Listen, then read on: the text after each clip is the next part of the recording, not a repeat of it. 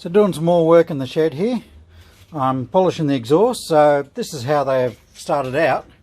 Pretty gungy looking in the collector box, which actually, despite being rusty looking, doesn't appear in too bad a shape. So there's your before, during, so you know there's a shiny bit.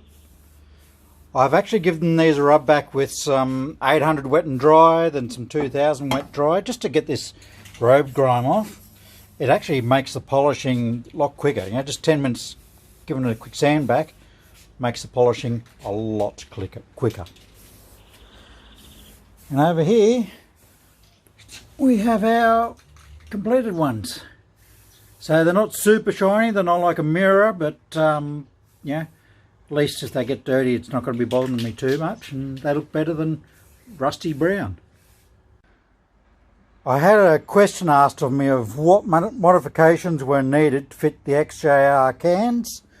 The answer is none. That's the original collector box. Yes, it's dirty, I do know this. Original collector box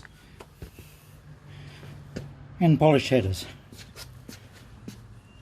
With that XJR can, just slips straight on there. Lined up beautifully.